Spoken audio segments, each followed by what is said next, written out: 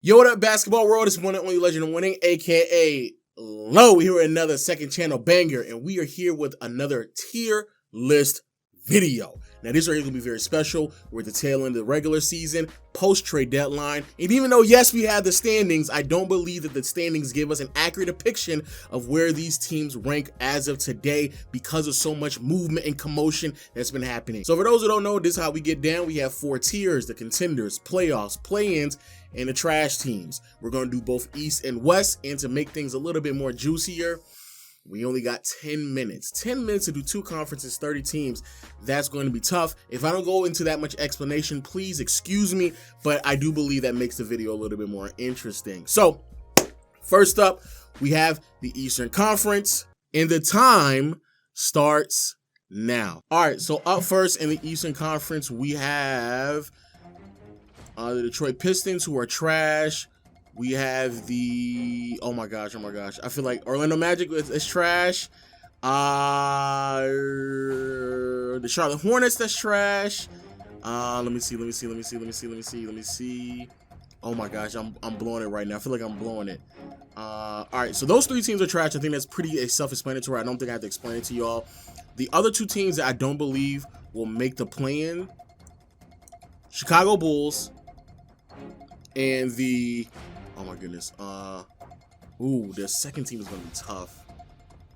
I'm going to go to Washington Wizards. The reason why I think Chicago and Washington is not going to make it is solely because the makeup of the roster, players are not being healthy, and we're at the tail end of the season, and things are not, oh wait, no, I take it back. Taking out Washington, I'm going to put in Indiana. I'm going to put in Indiana because the defense is egregiously bad, and I'm not huge on Chicago whatsoever, even though, yes, they have some star power out there. Things are just not meshing well for them, and a lot of other teams out in the Eastern Conference are playing slightly better over the past couple games, so I don't believe that the Pacers or Chicago Bulls are going to make the play-in. But it's really, really close. When we go into the play-in, we have on Washington, we have Toronto, we have the, where are they at? The Atlanta Hawks, and the Brooklyn Nets. So when it comes to Brooklyn, I think that's actually a really great example of a team where in the standings they say one thing, but in reality they're not that good. As we all know, they both lost KD and Kyrie, so now they're not going to be as good as they once were, so they probably will drop in the standings. However, shout out to my man Mikal Bridges. He's holding that team down, and even though they will drop, I don't think it's going to be as excessive as a lot of other, teams. So I'm messing up right now. I got to focus. Atlanta's going to get it together. New coach. Trae Young's playing better. Defense is coming along. I do believe they're going to solidify themselves as a playing team. Shout out to both Toronto and Washington. If one of those teams don't make it, it might be Toronto.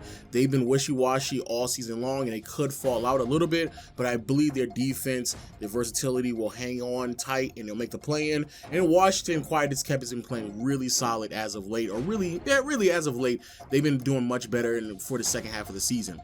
Now, moving on to the playoff teams, we have the Miami Heat, we have the Cleveland Cavaliers, and the New York Knicks. Shout out to New York. They're on a 9-game winning streak as I record this video right now.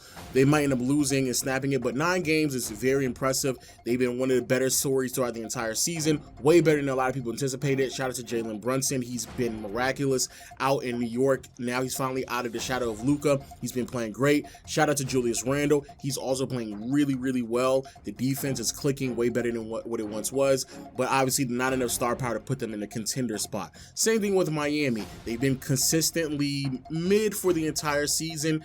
With Jimmy Butler's there and Bam is healthy, they've been slightly better than mid. A solid playoff team, but not going to push them over the hump. They clearly need one more piece to make them a contending team because there's too many supporting cast members and not enough quality starters or star players out there, in my opinion, to put them in a contender. And then when it comes to Cleveland, another great story. D-Mitch first year, he's had a clear impact on the roster that was struggling in the play-in last year. Evan Mobley offensively has slowly picked it up a little bit as the season has progressed, but I like what this team can do in the backcourt with Mobley and I like what this team can do in his backcourt with D-Mitch and, what is his name? Garland, D-Mitch and Garland, and there's not enough offense in the front court with just Jared Allen and Isaac Okoro and Evan Mobley. So that's the reason why I have them in the playoffs. Now, moving on to the contenders, we have the Milwaukee Bucks, the Philadelphia 76ers, and the Boston Celtics. I do believe that this is pretty, hold on, what time? What's time? Oh my gosh. Okay. I do believe that we have, I think this is pretty self-explanatory. Milwaukee, they've been winning a bunch of games as of late. I'm not really sold on the winning streak that they had, however, because even though, yes, it looks pretty impressive when you go back and look at the teams that they face, meh, but still, all in all, this team has been able to weather the storm regardless of Giannis is playing up to par or not. Their defense has been stellar. Shout out to Drew Holiday for being an all-star this season. He definitely deserved it with how he performs defensively. Brook Lopez has also been really good this year. Shout out to Bobby Portis coming off the bench. Great three-point shooting. The one thing that really concerns me, however, Chris Middleton, he's not where he needs to be. We're too deep into the season for him to still be struggling, and that's the reason why I have a lot of concerns for them. But still, Giannis, when he is healthy, when he is active, especially over the past like 20 to 25 games he's been playing, he has been back at the best player in the NBA conversations. In the beginning part of the season, he struggled mightily, but he's picked it back up, and I do believe that puts him in the conversation to be a contender. When it comes to the Philadelphia 76ers, shout out to Joel Embiid, another MVP caliber season, and James Harden is coming along as well. That duo is one of the best in the NBA, especially when it comes to that pick and roll. It's basically unguardable. The rest of the players out there are doing fantastic. PJ Tucker's a nice pickup for them over the offseason. Shout out to Jalen McDaniels to give them more offense in the front, athleticism in the front court. And also Tobias Harris is still doing Tobias Harris things. Shout out to Tyrese Maxey as well. Sneaky, really good, deep team. The really thing that concerns me with this team is obviously the health of Joel Embiid in a deep postseason run, and Doc Rivers also with his adjustments. But all in all, I do believe Philly is one of those teams where you can't sleep on them, because I do believe that they can make very legitimate conversations and arguments to make a deep postseason runs, especially if the matchups favor them. Hopefully Embiid is healthy in the postseason. And then finally, oh my God, I spent way too much time on this. And then finally, we have the Boston Celtics. I think it's pretty self-explanatory. The Boston Celtics have been the best team in the playoffs or in the NBA basically the entire season. Jason Tatum and Jaylen Brown have been great as a duo. Great pickup from Malcolm Brogdon. I want to see more Rob Williams in the lineup. I know he's been dealing with injuries, but all around, the Boston Celtics has been a really good team, in my opinion. They have been the best team in the Eastern Conference for practically the entire season. Okay, time. Oh my gosh. That took way too much time. Holy hell. All right, so that took a little way too much time. I only have 3 minutes and 40 seconds left, and I still have an entire conference to cover. I'm going to tell you right now, I will fail this challenge. Man, let me get another minute, please. I got to give myself another minute, bro. Western Conference, let's start it right now. All right, out the gate, Houston's trash. San Antonio's trash. OKC's trash. Utah is trash, and I'm going to put Portland in trash as well. I don't need to explain Houston, San Antonio, and OKC. I think y'all get that. Utah is also a great story early on, but they've been teetering down. Don't need to explain it. When it comes to Portland, even though, yes, Dame has been playing amazing, spectacular over the past handful of games, I do believe as time continues to progress, there's going to be certain teams that just further solidify themselves as playing teams, and the Portland Trailblazers will continue to struggle, especially defensively. Really good story for Dame over the past couple of games, but not enough for me to feel comfortable putting in the play-ins. When it comes to the play-in teams, we have the Minnesota Timberwolves, we have the New Orleans Pelicans. I'm going to say the Memphis Grizzlies, and I'll explain why.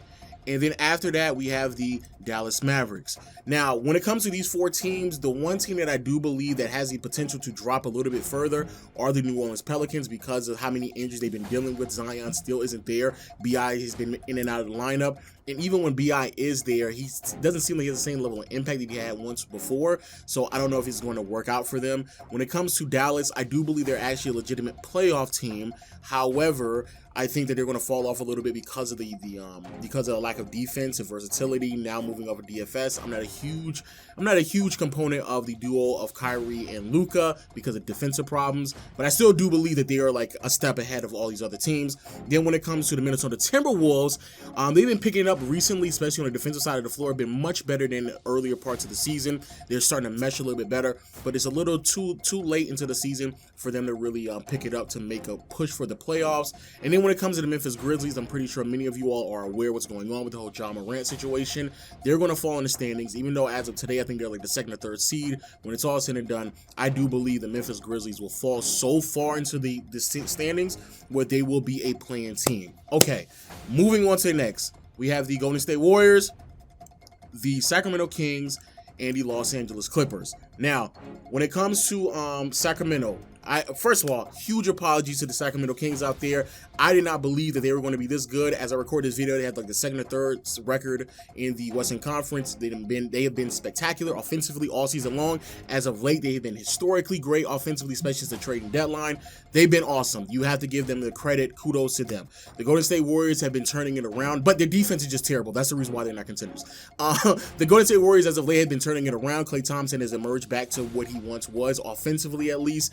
Jordan Poole is starting to pick up the play a little bit more, and the rotation is starting to be tightened up a little bit. When Wiggins and Curry comes back, I do believe they will further solidify themselves as a legit playoff team, regardless of what the standings have them. And then when it comes to the Clippers, I am not sold on the Clippers. Defensively, this team is not where they need to be. They lack chemistry and continuity. However, when you have Kawhi Leonard and Paul George on your team, it's hard for me not to still solidify them as a playoff team. The Russell Westbrook addition was great for Russ. I don't know how great it's going to be for the Clippers, especially in the postseason settings when everything really comes into matchups and how teams defend certain players. But I could be wrong with the Clippers. I'm open to the idea of being wrong with them. And then finally, we have the Phoenix Suns, the Denver Nuggets, and my Lakers. I don't give up. I don't care. Right now, I don't care about the time. Fuck it. The Lakers are contending. Matter of fact, before I do that, before we get into that, Phoenix Suns. Kevin Durant, the addition of KD is amazing with Devin Booker, with Chris Paul, who's been up and down, DeAndre Ayton. I think the talent speaks for itself. The thing that does concern me about the Phoenix Suns is the lack of depth and continuity. That's going to be very, very troubling. And defensively, what type of lineups are they going to go out there to make up for what they're lacking from Mikal Bridges and still give them some quality offensive effort? But still, talent speaks for itself. Then when it comes to the Denver Nuggets, Denver, Jokic, Jamal Murray, great offensive unit. Defensively, they've been way better than expected. I'm not completely sold on their defense because they need a better rim protection and backline help. Aaron Gordon has been doing a really great job, but still, the team is not where I believe they need to be in terms of defense. But still, all around, I think it's very obvious that they've been the best team in the Western Conference the entire season, and it makes sense. They have an MVP caliber player on their team in Jokic, and they're going to continue to carry this high octane offense into the playoffs. And then when it comes to the Lakers, hey, chat, guess what? Go ahead and ring for it, because I didn't finish this. I didn't finish it. And you know what? I don't care. Y'all can go off of what the standings can tell y'all. Y'all can believe it all y'all want to. But I'm telling you right now, what the Lakers looking like and everybody's not 100% healthy, I promise you when they get into the playoffs, it will be a problem. Y'all can sit here and do all the chatting y'all want to, but that defense is very legit, very real, very OP with Vanderbilt and AD. That offense is going to turn around with Malik Beasley on the roster, and then when D'Lo and LeBron get back healthy, it will be very serious. The Lakers will go into the playoffs with 2 top 10 players in the NBA, and on top of that, they'll have a roster that's much more well-rounded than what they've had before, and especially throughout the huge portion of the regular season. So y'all can sit here and go off the standings and go off the seedings, and y'all sit there and tell yourselves, oh man, no, the Lakers, they're not really all that good, are they? Y'all can do that. Them 13 seats jokes, they funny, they cute. We 9th right now, so those are funny and cute. But when it's all said and done, when we really get it, when it really get popping, when the playoff starts, and LeBron and AD are healthy, and D'Angelo Russell is there, and the three-point shooting is shooting, and the defense is defensing, the Lakers are a top 3 team in the Western Conference at worst. But I know I didn't do my time. Now, I know some of y'all going to be like, yo, this is a Laker propaganda video. It's not. I think this video is necessary because when you look at the standings and you see the Memphis Grizzlies and you see the Brooklyn Nets much higher than what I think a lot of people really know where they are at, this video is very necessary because I think both of those teams will end the season in the play-in. But yo, y'all let me know y'all thoughts in the comment section below. The tier lists are on the screen right now. Let me know if I got anything wrong in the comment section. Hit the subscribe button and notification bell. And until next time, I'll see you all later. Peace.